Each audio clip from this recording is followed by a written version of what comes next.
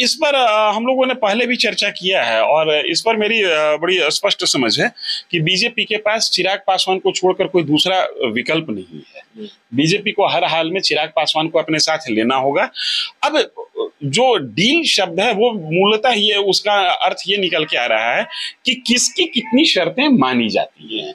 आगामी लोकसभा चुनाव और आगामी विधानसभा चुनाव के मद्देनजर कितना फ्री हैंड बीजेपी देगी चिराग को, और चिराग कितना फ्री हैंड चाहते हैं, सीट शेयरिंग पर क्या एडजस्टमेंट चाहते हैं। और चिराग पासवान के लिए एक निजी तौर पर बड़ा प्रश्न है कि जहां चाचा होंगे वहां भतीजा नहीं होगा। तो ये चाचा भतीजा के बीच की जो रस्साकसी है उससे बीच का रास्ता कैसे निकलता है, उससे सुलह का रास्ता कैसे निकलता है, ये तमाम महत्वपूर्ण चीजें होंगी। लेकिन राजनीति की जो मौलिक जरूरत है आज की तारीख में, वो बीजेपी के लिए भी चिराग पासवान अपरिहार्य हो गए हैं और चिराग के लिए भी अब दूसरा कोई विकल्प नहीं है। क्योंकि अगर वो महागठबंधन के साथ जाते हैं तो 7 बड़े दल, स्थापित दल, जिनका संख्या बल विधानसभा के अंदर है, ऐसे दलों की सरकार है वो। आप जाएंगे तो बड़े तो जरूर रहेंगे लेकिन स्वनाम बड़े रहेंगे। आप खुद कहेंगे कि मैं बड़े हूं, दूसरा मानेगा नहीं। और तीसरी महत्वपूर्ण बात कि आपकी विधानसभा के अंदर उपस्थिति शून्य है। तो ऐसी स्थिति में महागठबंधन आपको कितना इंटरटेन करेगा। ऐसी स्थिति में जब आप पर यह आरोप लाइन में मुकेश सहनी भी लगे हुए हैं।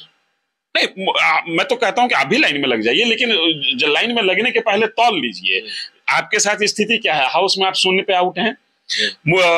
आप पर एक बड़ा आरोप है कि आप बीजेपी के कहने पर बिहार की एक बड़ी पार्टी को मटियामेट करने की कोशिश की। इसका मतलब कि आप पर छद्म राजनीति का प्रत्यक्ष आरोप है।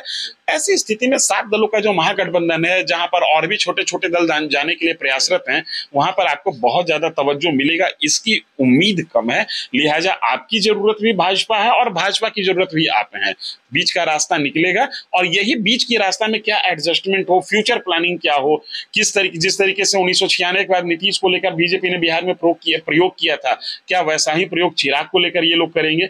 बस इन तमाम चीजों पर थोड़ी बहुत बातचीत होगी, थोड़ी बहुत डिस्कशन की संभावना है। अदरवाइज ये बात तय है कि चिराग की वापसी एनडीए में मुखर रूप से होगी। चिराग चेहरा बनेंगे, चिराग मंत्री बनेंगे, इसमें कहीं कोई संदेह नहीं होना चाहिए। लेकिन इस मामले में एक जो बात गौर करने वाली है, बीजेपी पूरी तरह से साइलेंट मोड में है। कोई संकेत भी बीजेपी की तरफ से नहीं मिल रहे हैं कि ऐसी कोई बातचीत चिराग पासवान से हो रही है या फिर वो मंत्री बनेंगे या उनको साथ लाने की कोशिश हो रही है। दरअसल जिस तरीके से नीतीश कुमार ने बिहार में बीजेपी को झटका दिया है, उसके बाद से बीजेपी देश की अंदरूनी राजनीति में पूरे देश में साइलेंट मोड पे है। मुखर होके बीजेपी को, हालांकि उसके बाद गोवा में कांग्रेस के 8 विधायक भाजपा में चले आए, मणिपुर में जेडीयू के विधायक भाजपा में शामिल हो गए, हाँ दमन-दीव में ऐसा हुआ।